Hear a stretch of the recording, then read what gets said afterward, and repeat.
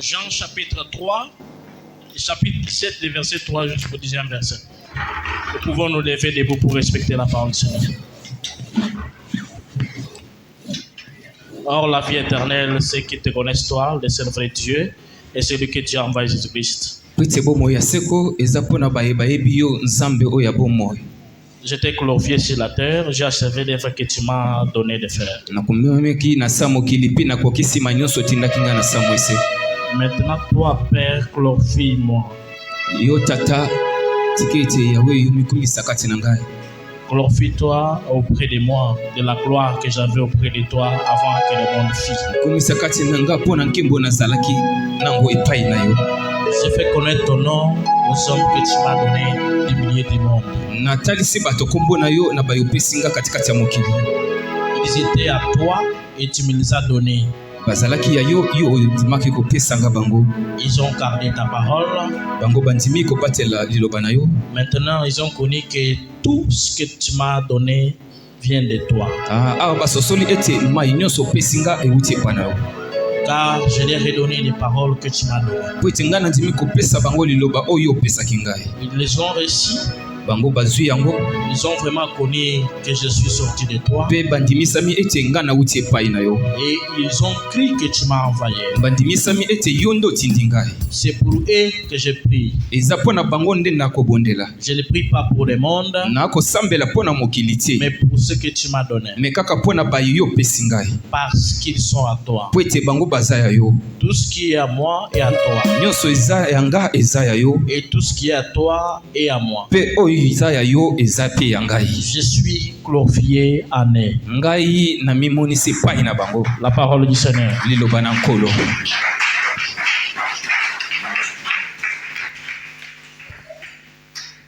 Est-ce qu'on peut bien acclamer pour notre Dieu?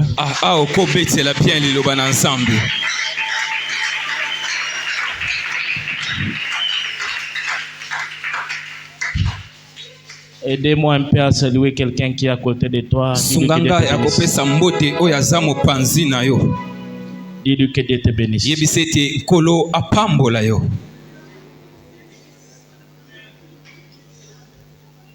Merci beaucoup.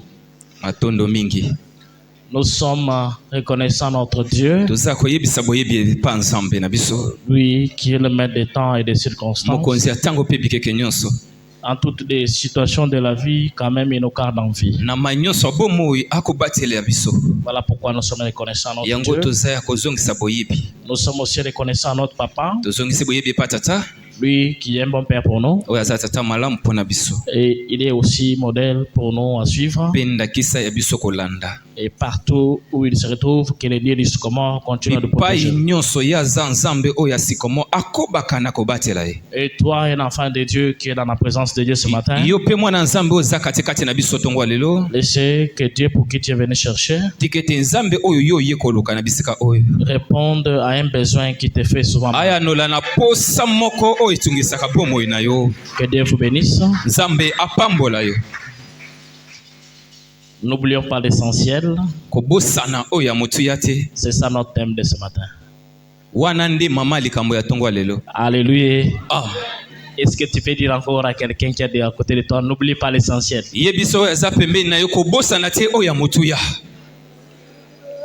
Alléluia. Si. Frère, n'oublie pas l'essentiel. N'oublie pas l'essentiel. Que Dieu vous bénisse. Amen. Je prie que quelqu'un soit béni ce matin.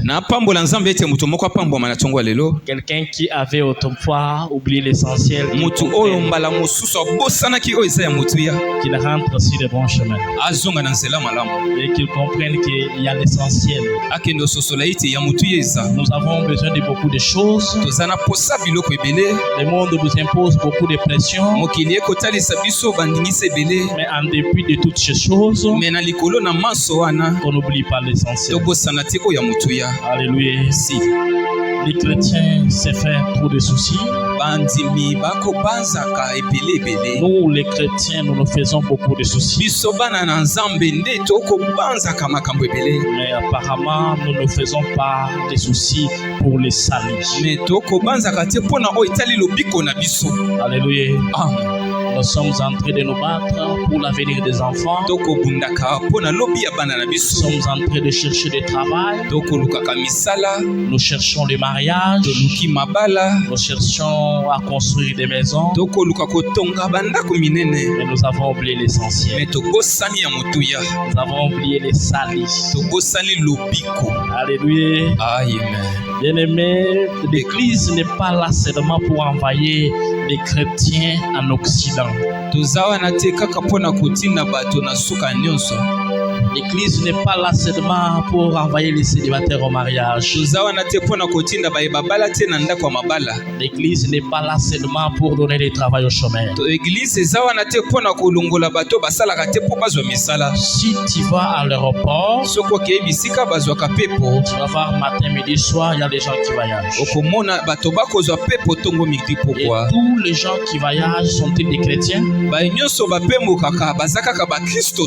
Si tu vois à la mairie ou à la commune, chaque jour les gens se marient.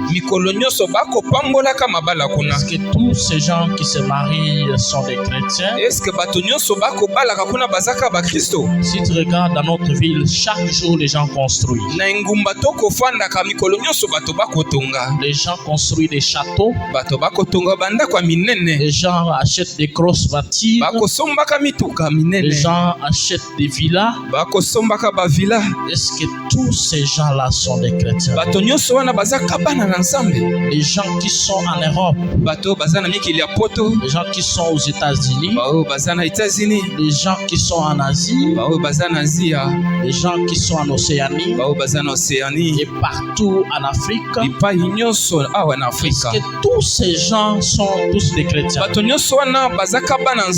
Il y a des choses qu'on peut tous avoir sur la terre. Enfant de Dieu ou pas enfant de Dieu. Un païen peut avoir beaucoup d'argent plus que les chrétiens. Un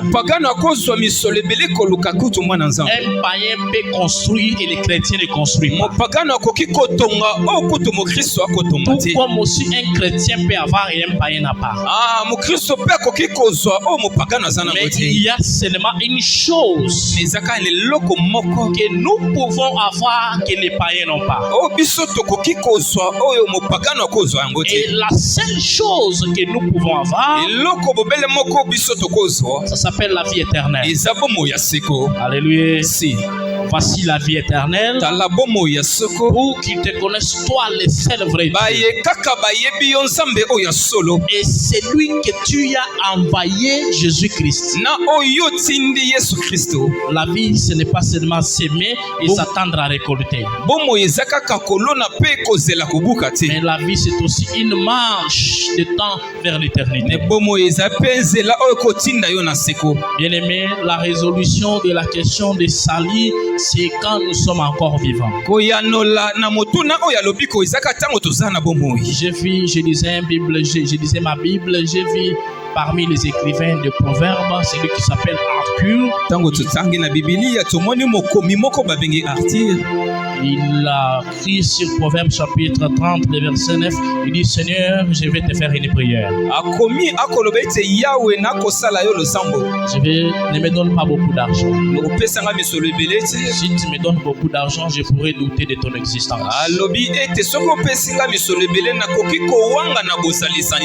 Mais que je ne sois pas pas aussi pauvre. Puisque si je suis pauvre, je peux faire injurier ton nom. Je peux aller voler et faire injurier ton nom. Mais donnez-moi mes paix possibles. Alléluia. Que Dieu nous donne les paix possibles. Ça veut dire qu'on a aussi les moyens de transport. Nous avons où passer nuit. On peut aussi envoyer les enfants étudier en Europe. Le paix possible. Mais dans toutes ces choses que nous cherchons, n'oublions pas l'essentiel. Et l'essentiel, c'est les salis.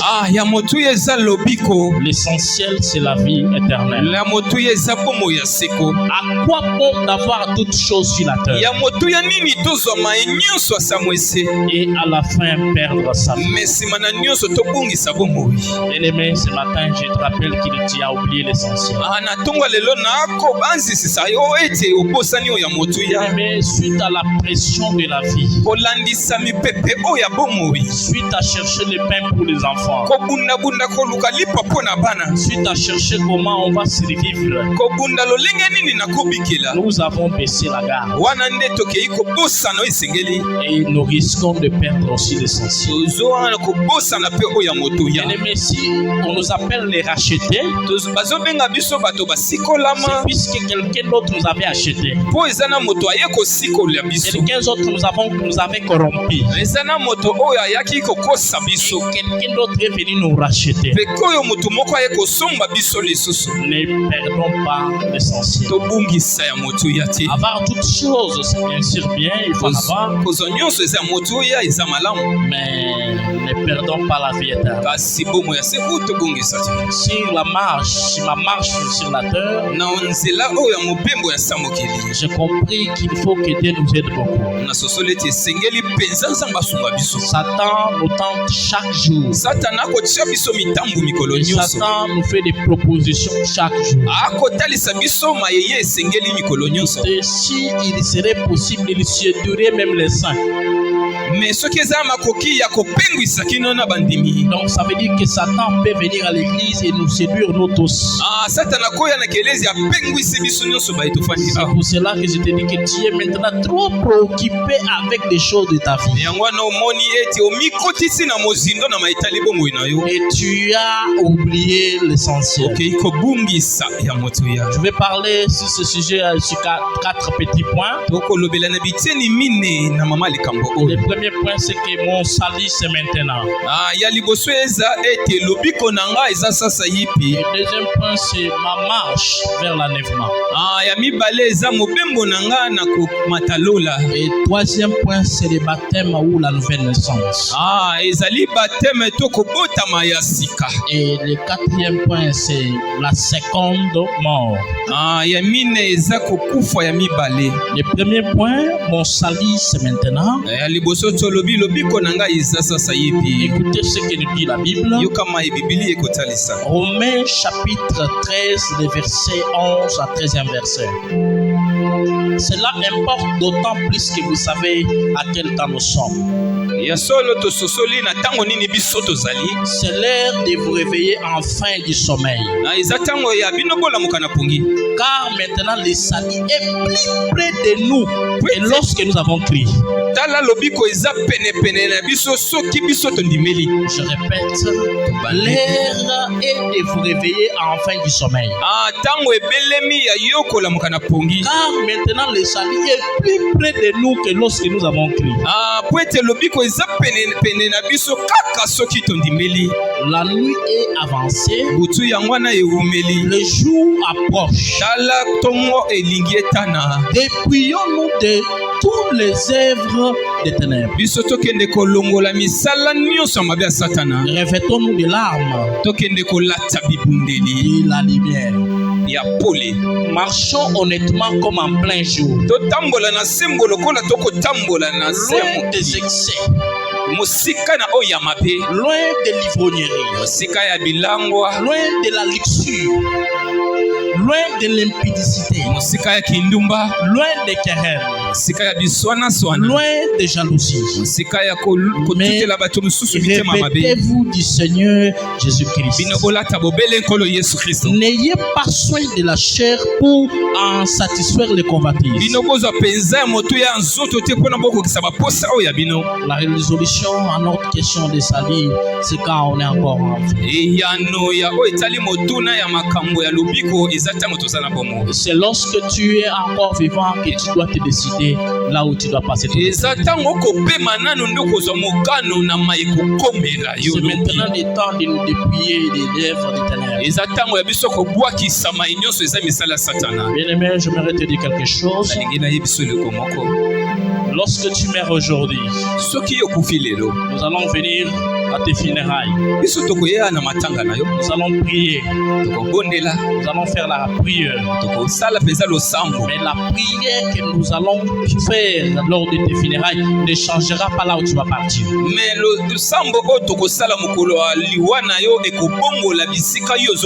Écoutez, même si après ta mort on dit 5 corneilles, ça ne veut pas dire que tu vas aller au paradis. Même si après ta mort on dit Saint Jean-Jacques, ça ne veut pas dire que tu vas aller au paradis. La détermination de ta sainteté, c'est lorsque tu es encore en vie. Si tu veux aller au ciel, c'est maintenant le temps de choisir là où tu vas aller. Et si tu veux aller en enfer, c'est aussi maintenant. Alléluia. Si on peut venir lors de tes funérailles, danser, chanter, on dit il prêchait bien, il interprétait bien, il chantait bien, il venait à l'église. Voilà un homme de Dieu qu'il faut suivre. Mais si dans tes comportements, ça ne correspond pas avec Dieu, ce que Dieu veut, mais tout ce que les gens vont dire, c'est des témoignages, mais toi tu vas aller en enfer.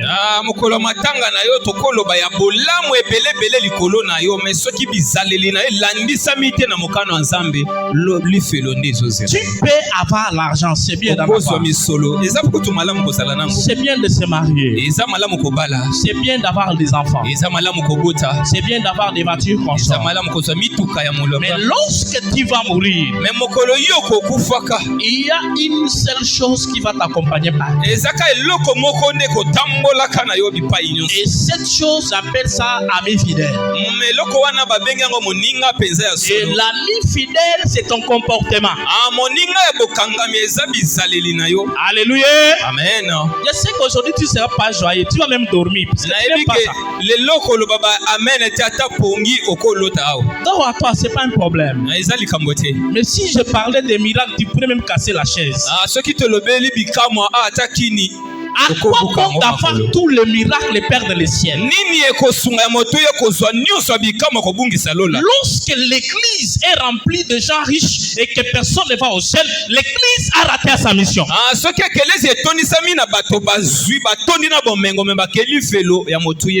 Donc l'objectif de l'église, c'est ne pas de rendre les croyants riches.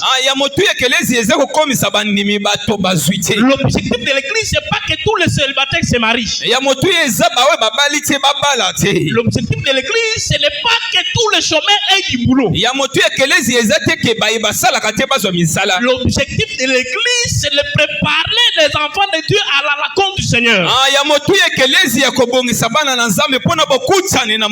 Et si l'église a réussi tout sur la terre et que lors de la rencontre avec l'époux et que l'épouse n'est pas prête, l'église a échoué.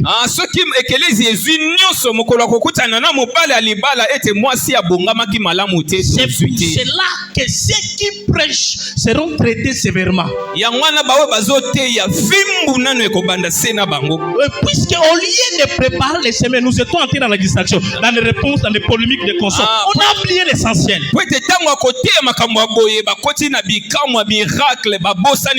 Nous avons déplacé les sentiments là, il fallait mettre, nous avons amené les sentiments là, il ne fallait pas amener. Alléluia. Amen. L'essentiel, c'est que tu ne rates pas ton ciel. Comment tu marches? Comment tu marches sur la terre maintenant? Nous avons oublié ça. Alléluia. Maintenant, quand nous venons à l'église, il y a des choses qui nous préoccupent. Il n'y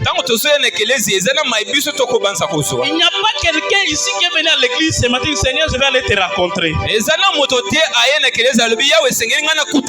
Seigneur, ce matin, je vais te rencontrer. Mais il y a des gens qui disent, Seigneur, j'ai beaucoup demandé, mais aujourd'hui, donnez-moi la réponse. Si Dieu te donne $1 milliard aujourd'hui, et après à minuit il vient,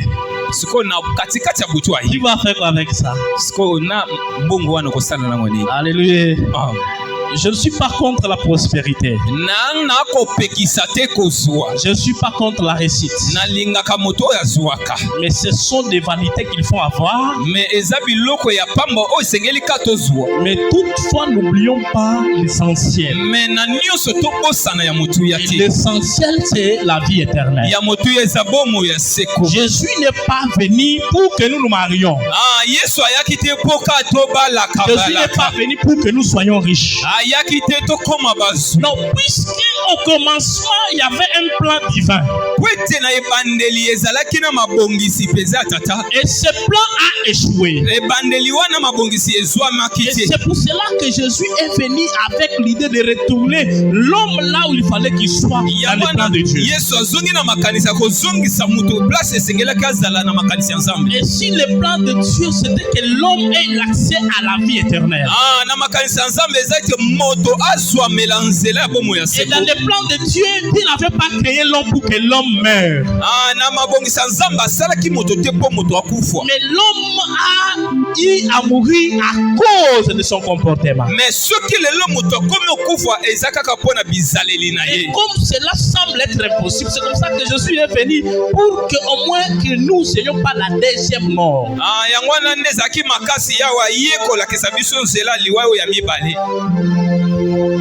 Ton ami fidèle, c'est ton comportement. Ma marche vers l'enlèvement. Pour ce qui concerne la question de ton salut, c'est maintenant que tu dois te décider. C'est quand tu as envie que tu te décides. N'attends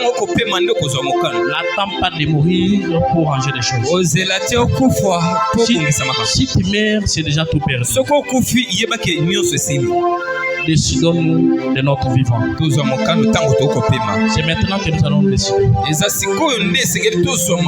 Bien-aimé, que le monde ne nous corrompt pas. Quand je parle de nous, y compris moi aussi. Puisque ce qui te tente me tente aussi. Et peut-être que toi tu es quand même tenté encore en bas, mais nous on est tenté ici. Alléluia. Et ma prière c'est que toute tentation de Satan qu'on n'y tombe pas. Que nous ne perdons pas l'essentiel à cause de travail ou à cause d'argent, à cause de biens matériels. Si Dieu nous donne, que son nom soit loué. Et si il ne nous donne pas, on se contente de ce que nous avons. Mais que Satan ne nous amène pas des niveaux de faire des compromis pour avoir cette imposition. Et Dieu nous aide même en train de tomber, qu'on ne tombe pas, qu'on se rappelle qu'il y a l'essentiel. Que Dieu aide l'enfant de Sycomore. Que Dieu aide l'enfant de Sycomore. Même si Satan t'amène jusque dans la chambre d'hôtel. Avant que tu te déshabilles, que tu comprennes qu'il y a l'essentiel. Alléluia. Tu pars toi-même dans l'hôtel. Avec ton argent de transport. Tu entres dans la chambre. Et quand tu commences à lever les habits, rappelle-toi que n'oublie pas l'essentiel. Dis-toi que je ne peux pas perdre le ciel pour 5 minutes. Je ne peux pas perdre le ciel pour un plaisir éphémère.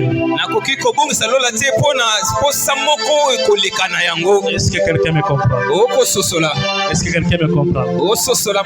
Lorsque quelqu'un te propose un travail et il veut que tu sois sa femme, avant que tu arrives, c'est la pensée qu'il y a l'essentiel qu'il ne faut pas oublier. Et quand je dis que tu sois sa femme, je ne parle pas aux femmes. Les hommes aujourd'hui sont devenus aussi des femmes. Alléluia. Alléluia. Amen.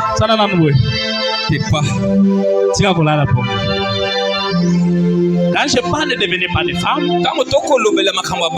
parle pas aux femmes. Je parle aux hommes qui deviennent des femmes. Aujourd'hui, pour réussir la vie, les hommes sont capables de tout. Il est marié à la maison. Et au travail, il est la femme de quelqu'un. Et pourquoi ça? Là, je préfère encore être Kassaye, Moulumba. Je n'accepterai jamais ça.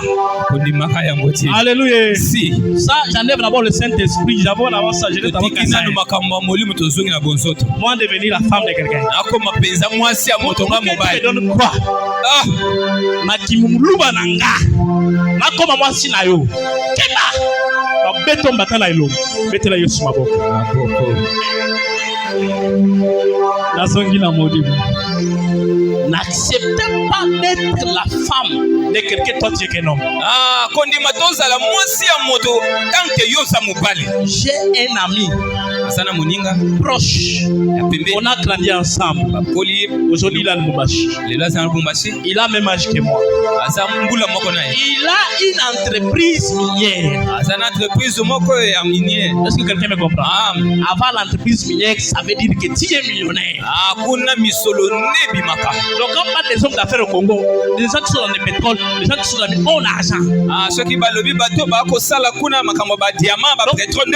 à Lubumbashi. Je ne peux pas dire le nom de son entreprise puisque beaucoup de gens peuvent connaître ça. Il est CEO, il est PDG. À des fois dans la vie, il ne faut pas envier des gens. Alléluia. Je l'ai appelé, mon cher frère, toi tu es PDG. Je pense que ça doit être Bala Mayan avec qui j'ai parlé de ça. Je l'ai même appelé en présence d'un de mes amis. Je suis un ingénieur à mine, je suis un géologue. Engage-moi dans ton entreprise, mon cher. Il m'a dit non, postulé. J'ai postulé. Et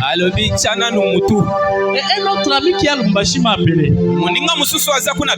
Il m'a dit que tu connais notre ami là. J'ai dit oui, je le connais. J'ai dit non, là, je suis en contact avec lui pour une affaire de il m'a dit mon cher, comme tu le vois là, il est une femme. Alléluia. Il est une femme. Il m'a même dit le nom de l'autorité de la République qui est son mari. Mais quand tu le vois rouler les Prado, les Cadillac, tu te dis que tu as échoué, non? Et quand tu le vois, tu me dis, ah Seigneur, pourquoi moi je suis en retard? Pourquoi moi je suis en retard dans la vie? Qui t'a dit que tu es en retard? Tu es en avance. Alléluia. Tu es en avance. Tu es en Mobimba. Alléluia. Mobimba. Mobimba na kati. Mobimba diba. Et du coup, na kati mana moko contact wana.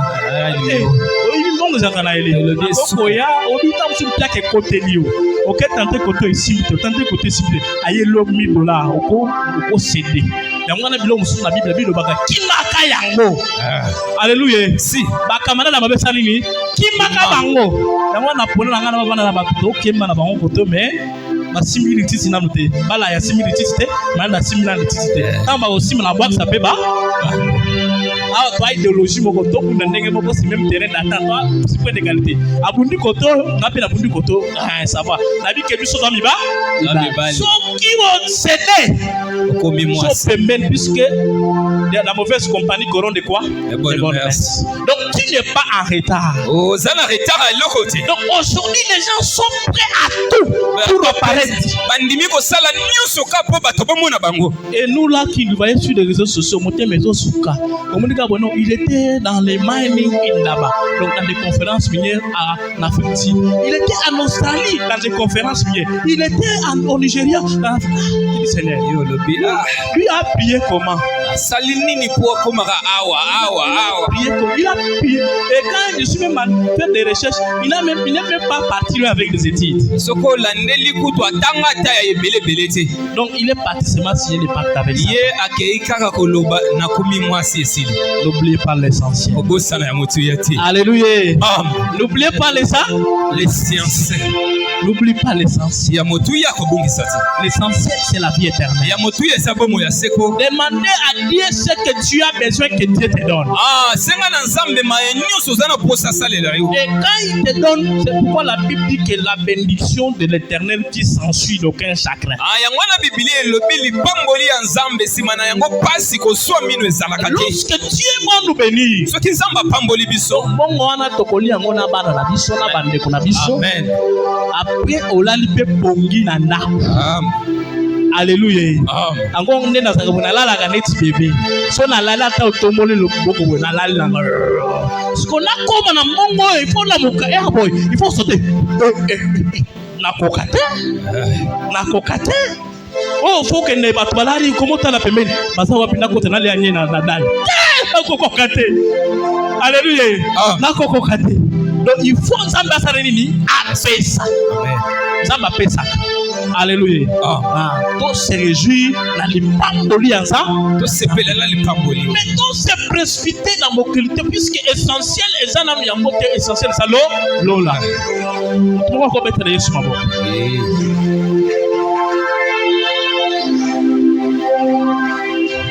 Zamba pamboli langayo. Amen. Zamba pesa yo oposa na yo zali kosenga.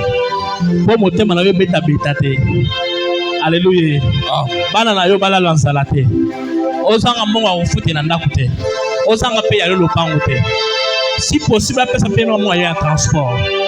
Mais tout s'occuper na ça essentiel. Essentiel ezali nini? Lola. Alléluia. Yemi moko yembia alolola. Non, on ne rate pas le ciel.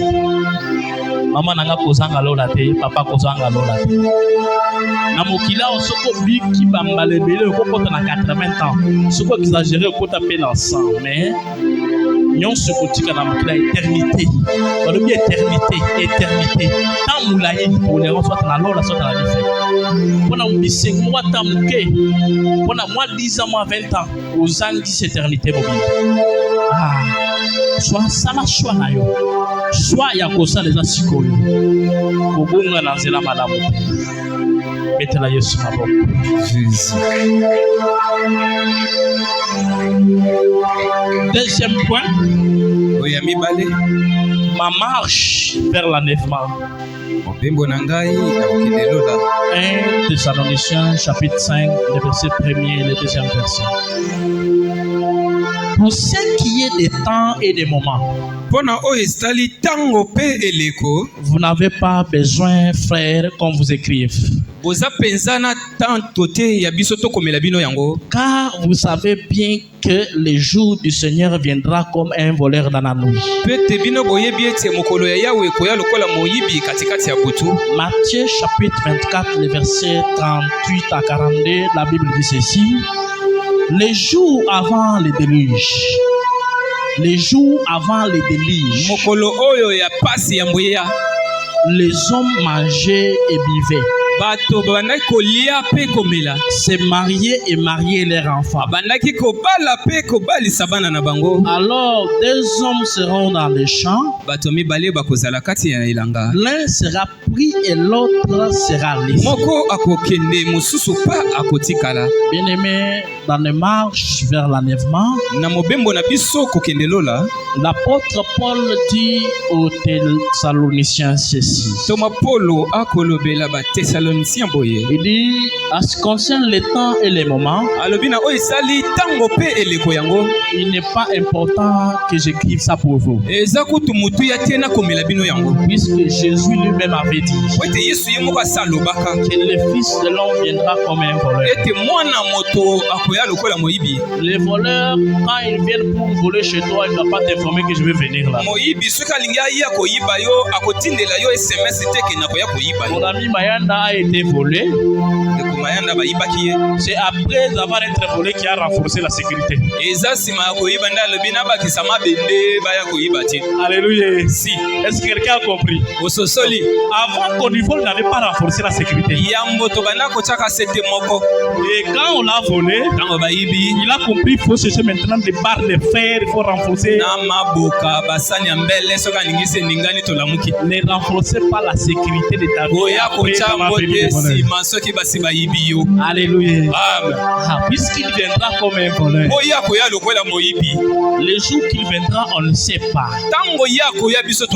L'heure qu'il viendra, on ne sait pas. Il peut même nous surprendre à l'église. C'est pour cela quand il arrive à l'église, fais l'effort de demander à Dieu, Seigneur, pardonne-moi, j'ai regardé ce qui n'est pas bien, pardonne-moi, je vais être en conformité avec toi, puisqu'il ne sait pas.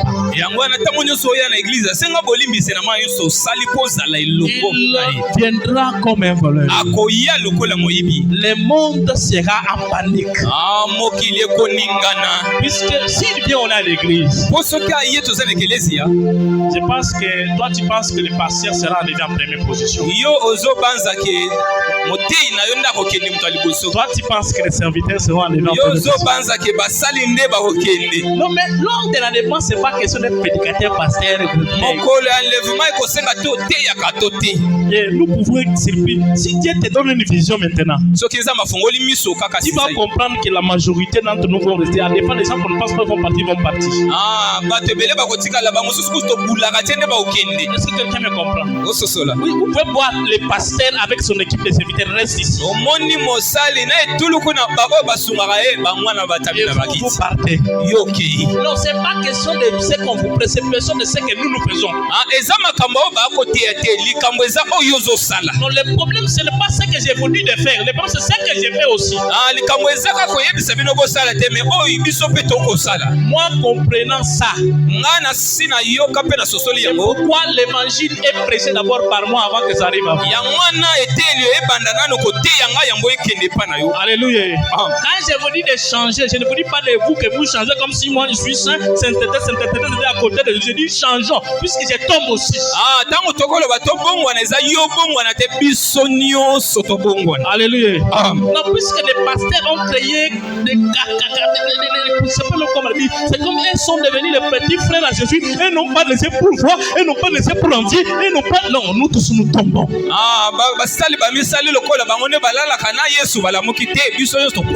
Même Jésus, après avoir prié 40 jours, a été tenté.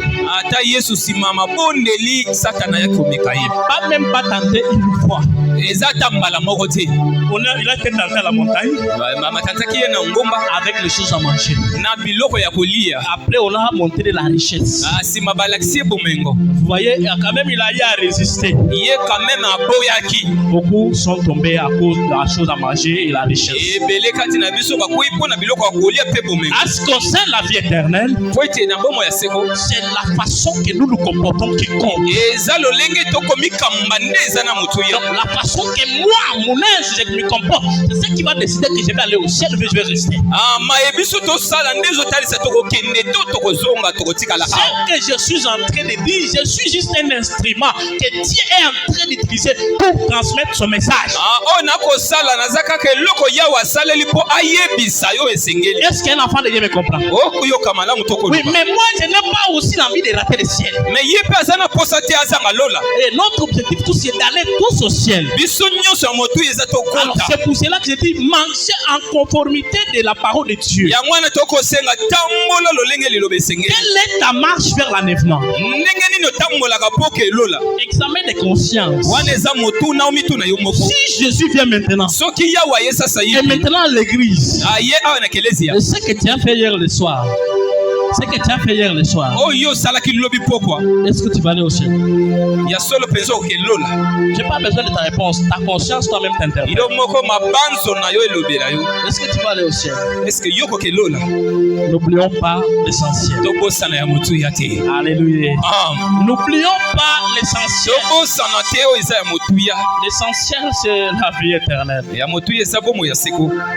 Le monde sera en panique.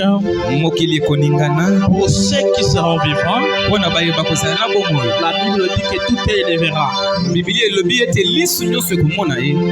le temps de la fin, je vais demander à l'église d'être stable. Puisqu'on vous dira qu'il est ici, il est là-bas. Ne partez pas. Alléluia. La Bible dit vers le temps de la fin, on va vous dire qu'il est ici. Il est là-bas. Il est ici. Ne partez pas.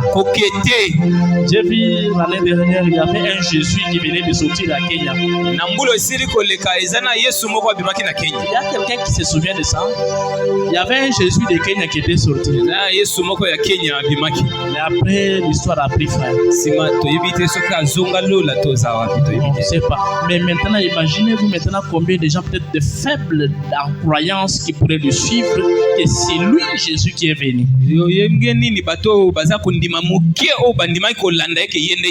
Puisqu'il avait les gens qui croyaient que c'est lui Jésus. Quelle est la suite réservée à ces gens? On vous dira qu'il est ici, qu'il est là-bas, ne partez pas. Le problème, c'est de garder la croyance et ta foi en Jésus-Christ. Lorsque la Bible nous dit de sa seconde venue, la Bible ne nous a pas dit qu'il viendra dans une tribu ou dans une nation. En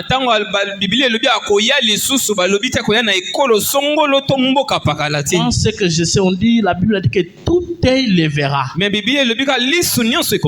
Et ça veut dire qu'il sera un peu dans l'espace et tout le monde aura la capacité de le voir. Tout œil le verra. Et comment il est sorti à Kenya, nous ici on n'a pas vu. Regarde ta façon de marcher. Apocalypse chapitre 1, verset 7, la Bible dit ceci. Voici, il vient avec les nuées. Est-ce que quelqu'un a compris comment il va venir? Apocalypse chapitre 1, verset 7, on nous décrit de la façon que Jésus viendra. Il viendra avec les nuées. Et tout œil le verra. Pas seulement pour ceux qui ont cru en lui. La Bible dit même ceux qui l'ont percé. Et toutes les tribus de la terre se lamenteront à cause de lui. Alléluia. Lorsqu'il viendra, il sera dans les nuées. Et tout œil le verra. Pour les chrétiens et pour les non-chrétiens. La bonne nouvelle pour les chrétiens, c'est que les vrais chrétiens échapperont au jugement. Non, j'ai dit les vrais chrétiens échapperont au jugement. Puisqu'il y a différence entre chrétiens et vrais chrétiens. La Bible dit qu'ils ont été choisis avant la fondation du monde. Lorsque les péchés abondent sur la terre, Dieu détruit. Et lorsque l'homme atteint le sommet de son péché, Dieu lui juge. Dieu ne jugera pas les justes avec les injustes. Ézéchiel chapitre 18, le verset 20. La Bible dit, l'âme qui pêche est celle qui mourra. Bien aimé, l'infraction est individuelle. Alléluia. Amen. Est-ce que tu peux encore manifester la présence? L'infraction est individuelle. J'aimerais dire aux enfants des pasteurs, ce n'est pas plus que des enfants des pasteurs que vous irez au ciel. Je dis aux enfants des servantes, ce n'est pas plus que des enfants des servantes que vous irez au ciel. Je dis aux enfants des modérateurs et des prédicateurs, ce n'est pas plus que votre père prêche que votre père modère que vous irez au ciel. Le salut est individuel et l'infraction aussi est individuelle. L'homme qui pêche est celle qui mourra.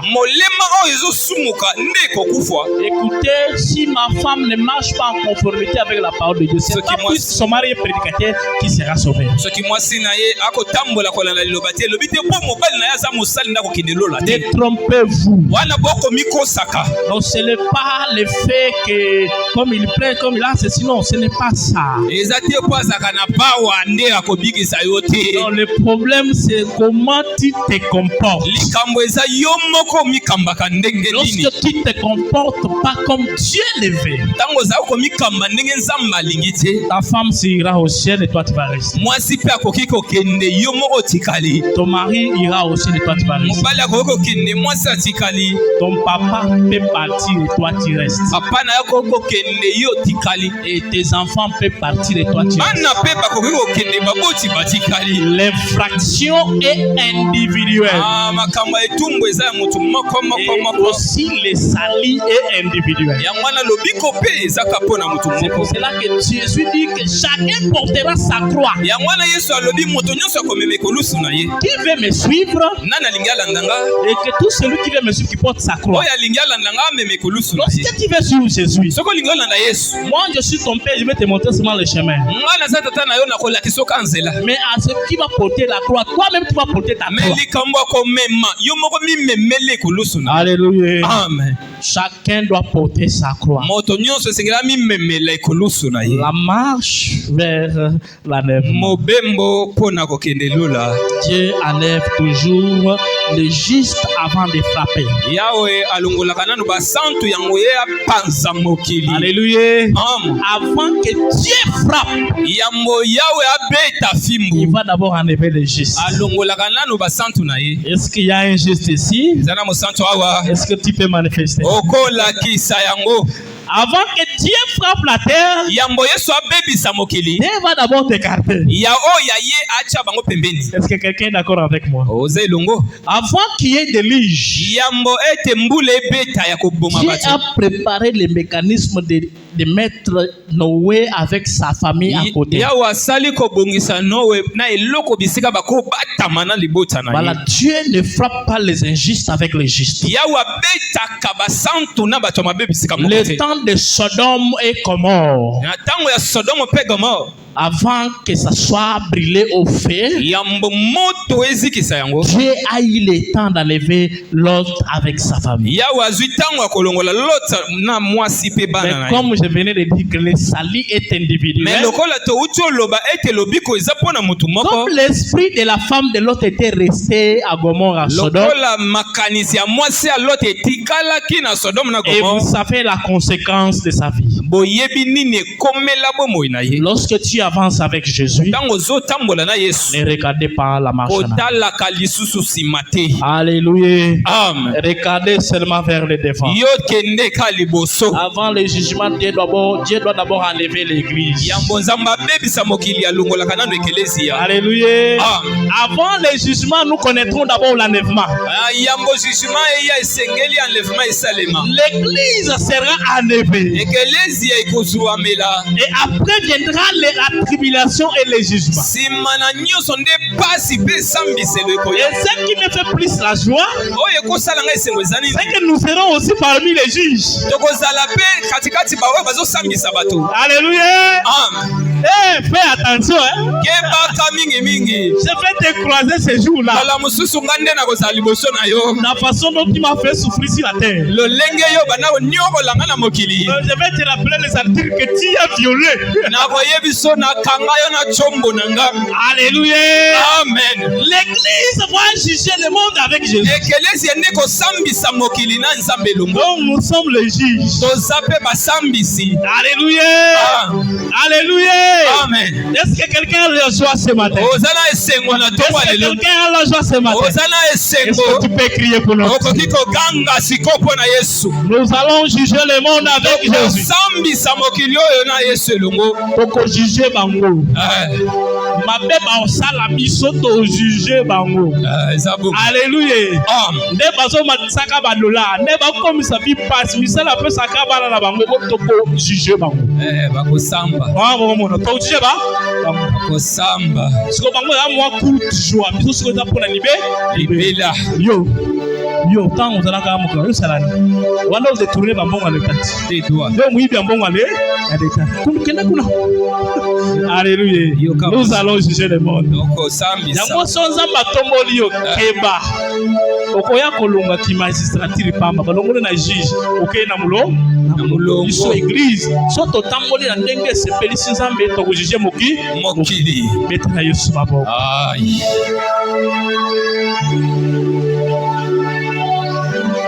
Il n'y a donc maintenant aucune condamnation pour ceux qui sont en Christ. L'église ne passera pas par la tribulation. Sinon le sang de Jésus n'a servi à rien. Alléluia. L'église ne passera pas par condamnation, par tribulation. Mais sinon pourquoi Jésus était venu? Jésus était venu pour que l'église ne soit pas condamnée, pour que l'église ne subisse pas la tribulation. Mais quand on parle de l'église, on parle d'église. Quand on parle de l'église, on parle d'épouse. Et il y a aussi des épouses qui réclament le divorce. Alléluia. Il y a des femmes qui réclament le divorce. Il est fatigué de son mari, il veut même demander le divorce. Et aussi à l'église, parmi les épouses, il y a des épouses qui ont déjà divorcé avec leur époux. Et lorsqu'il viendra, elles ne seront pas épargnées. Ils vont subir la tribulation et le jugement. Est-ce qu'un enfant de Dieu me comprend? Est-ce qu'un enfant de Dieu me comprend? Depuis que le monde est monde, on n'a jamais connu les péchés jusqu'à ce niveau. On n'a jamais connu le monde jusqu'à ce niveau, les péchés jusqu'à ce niveau. Je vous assure que les conditions du monde présent, nous avons battu des records, dépassant même Sodome et Gomorrhe. Vous savez, l'homosexualité a commencé depuis les temps de Sodome et Gomorrhe. Lorsque les anges étaient arrivés chez Lot, les gens de la ville de Sodome et Gomorrhe sont venus pour coucher avec les anges, qui étaient les hommes.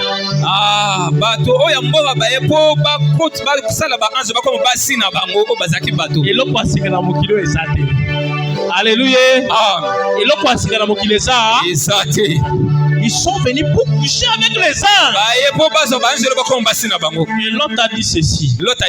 J'ai les filles qui sont vierges. Coucher avec eux. Ils ont dit non, nous ne couchons pas avec les femmes. Nous couchons avec les hommes qui viennent d'entrer chez toi. Et si je dis qu'aujourd'hui, les montres, nous avons bâti les records, au moins à ce temps-là, on ne bénissait pas le mariage des homosexuels à l'église. Au moins à ce temps-là, on ne bénissait pas le mariage des lesbiennes à l'église. Aujourd'hui, l'église bénit le mariage des homosexuels. Aujourd'hui, l'église bénit le mariage des lesbiennes. Alléluia. Amen. Vous avez compris au niveau qu'on est arrivé. On ne s'est pas arrêté par là. On commence même à se marier avec les animaux. Ça, c'est quel niveau? Je n'ai jamais vu un chien sortir avec un chat. Toi, tu as déjà vu un léopard sortir avec un lion? Mais les hommes ont dépassé le niveau des bêtes. Ils commencent à sortir même avec des animaux. Et les gens imposent même ça. Les gens font le marche. Nous marchons pour être les idiots. Nous marchons pour être les idiots. Est-ce que quelqu'un me comprend? Les gens font des marches pour qu'ils soient des bêtes. Les jours que je serai président dans ce pays, si on t'arrête et tu es pédé homosexuel, on te tue. Et pour que tes sangs ne soient pas si mémés, on va faire l'article qui va te condamner. Est-ce que quelqu'un me comprend? Les chrétiens, on est trop faibles. Hein? Il y a des pays dans ce monde où il n'y a que les musulmans. Tu ne dois pas trouver les lesbiennes là-bas. Tu ne dois pas trouver les pédés là-bas. C'est strict. Dès qu'il est midi, tout le monde s'agenouille pour prier. Et nous, comme on est des pays laïcs, et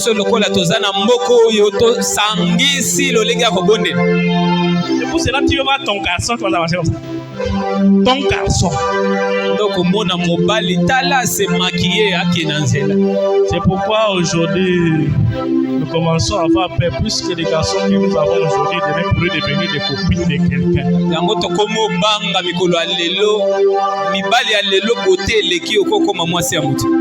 Alléluia. Que cela n'arrive pas à l'église. N'oublions pas l'essentiel. N'oublions pas l'essentiel. Église, n'oublions pas l'essentiel. L'essentiel, c'est la vie. Est-ce que quelqu'un comprend mon souci? Il fait sa thèse. Il est docteur. Donc pour montrer qu'il est intéressé, il doit dire que Dieu n'existe pas. Au fur et à mesure que les gens étudient beaucoup, ils deviennent des bêtes. Alléluia. Il étudie beaucoup, il devient bête. Et il défend même ça. Tu vas ça. Qui suis Jean-Paul Sartre? Jean-Paul Sartre, après avoir dit que Dieu n'existe pas, avant de mourir, il a crié, il a dit que l'auteur existe. Tous les gens qui ont dit que Dieu n'existe pas, avant de mourir, ils ont reconnu qu'il y a un créateur et que nous sommes dans ses créations. Alléluia. Les gens qui ont dit que Dieu n'existe pas, même avant de mourir, ils vont commencer d'abord à pourrir. Tu es en train de manger, tu pourris. Ah Seigneur, fais-nous grâce que ces gens-là, ils commencent à pourrir un peu par la tête. Parce que pas bien, ça va prendre beaucoup de temps. Ça pourrit ici. Ça pourrit ici. Et après, ils vont dire non, Dieu existe. Dieu existe. Alléluia. Si. Dieu existe. Et il est le créateur de tout ce qui est. Est-ce que quelqu'un peut acclamer pour cela? Les gens réclament le droit de pécher.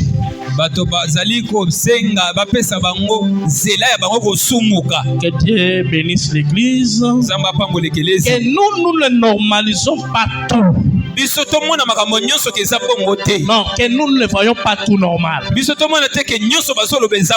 ratez pas ton ciel à tout prix.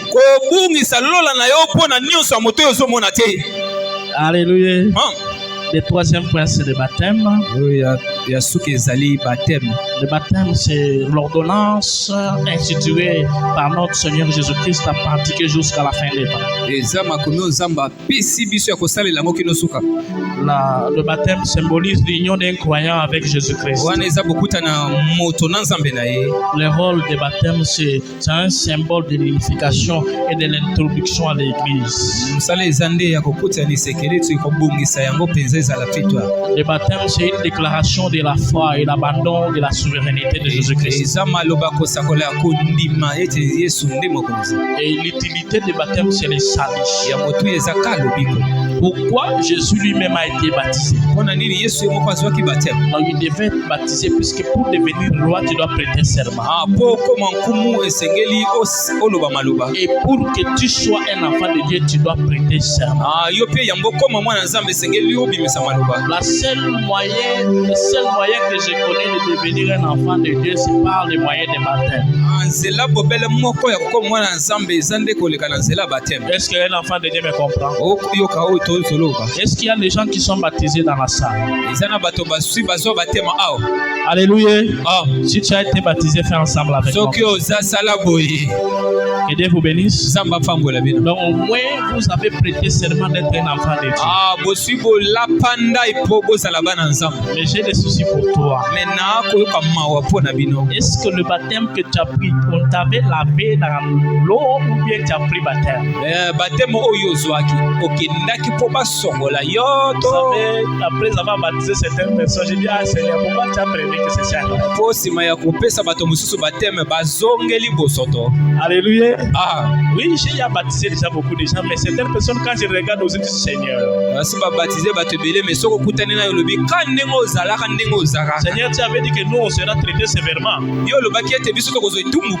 avons eu le temps d'expliquer le baptême, le rôle et l'objectif. Nous avons dit que la personne qui est en baptême va mourir avec de l'eau. Il y aura une nouvelle naissance. Mais apparemment, comme j'avais vu un film qui dit un enfant de Dieu de France qui a été baptisé, après quelques temps, où il est revenu dans sa vie ancienne, il a dit à son pasteur que l'homme ancien sait nager.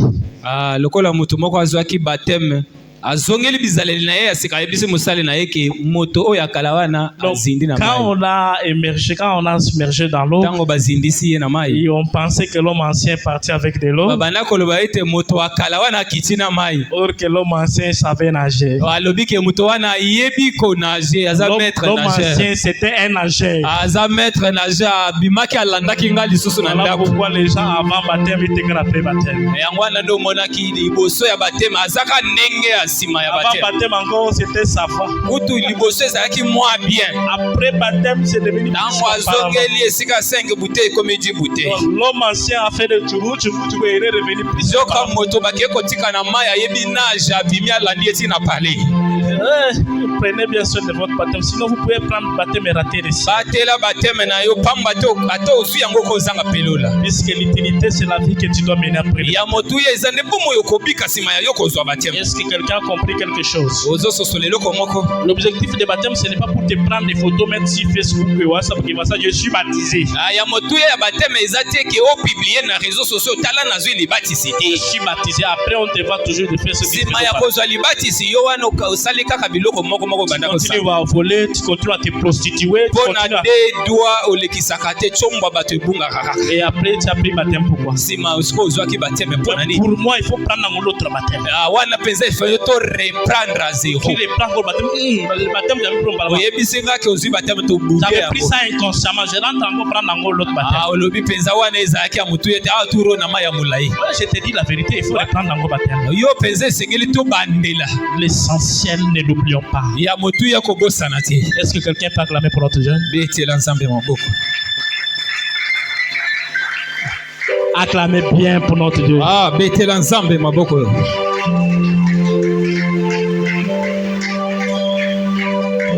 La seconde mort. Bien aimé, nous allons tous mourir. Alléluia. Ne regardez pas la beauté, ne regardez pas comment tu as Frère Timothée, nous allons mourir. 2100 même avec des vestes, nous allons mourir. Nous allons tous mourir. Mais le problème c'est qu'il y a des morts. Avec ta beauté là, tu dois mourir. Avec tes diplômes, tu vas mourir. Avec les enfants, tu vas mourir. Sans enfants, tu vas mourir. Mais le problème c'est de ne pas perdre l'essentiel. L'essentiel c'est la vie éternelle. Et lorsque nous mourrons la première mort, il y a la seconde mort. La seconde mort c'est lorsque Jésus viendra. Écoutez ce que dit la Bible. Apocalypse chapitre 20, le verset 4 6 dit ceci. J'ai vu des trônes. J'ai vu des trônes. Et ceux qui s'assisaient furent donnés le pouvoir de juger. J'ai dit que l'église doit juger le monde. Il a vu les gens, pas un homme, il a vu les hommes. Pas avec un trône, il a vu le trône. Écoutez ce qu'il dit. Ça c'est Jean dans le livre de Patmos. Il était en train de faire des visions. Il dit, j'ai vu les âmes de ceux qui avaient été décapités à cause du témoignage de Jésus-Christ. Écoutez, si on nous fait du mal pour Jésus, c'est très bien. Alléluia. Si on nous fait du mal pour Jésus, soyons contents. Si on nous injurie pour Jésus, ça fait du bien. Si on dit voilà, vous n'avez pas réussi, vous souffrez, vous avez Jésus, réjouissons pour ça. On dit tout cela à cause de la parole de Dieu. Il dit et ceux qui n'avaient pas adoré la bête, ni son image, ni ceux qui n'avaient pas réussi la marque sur leur front et sur leurs mains.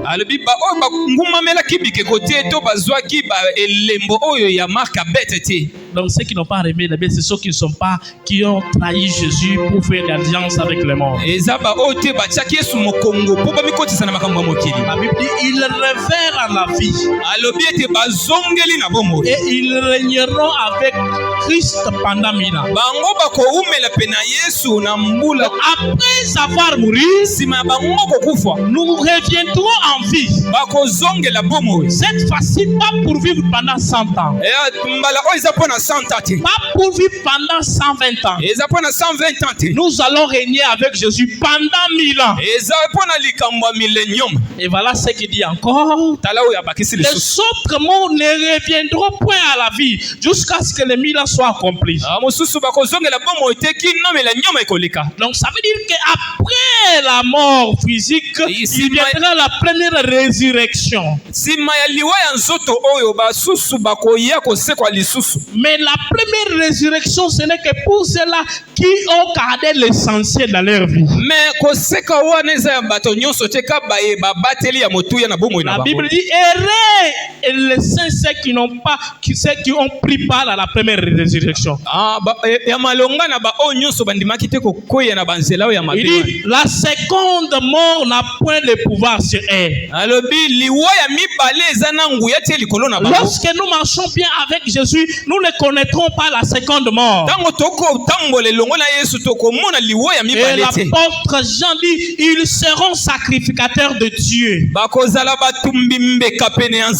De Dieu et de Christ. Ils régneront avec lui pendant 1000 ans. Et quiconque ne fit trouver son nom écrit dans le livre de vie sera jeté dans l'enfer.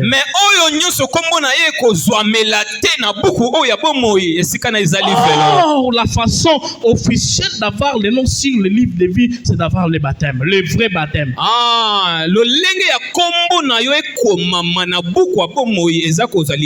Et le reste appartient à Dieu. Apocalypse 21, le verset où dit, mais pour les lâches, pour les incrédules, pour les abominables, pour les meurtriers, pour les impudiques, pour les enchanteurs, leur sera dans l'enfer et dans le feu ardent et du soufre. Ces gens-là connaîtront la seconde mort. Tu es libre de faire ton choix. J'espère que tu m'as suivi et attentivement. Tu es libre de faire ton choix. Je t'ai dit la vérité. L'église n'est pas là seulement pour te donner le mariage. L'église n'est pas là seulement pour que tu sois ministre.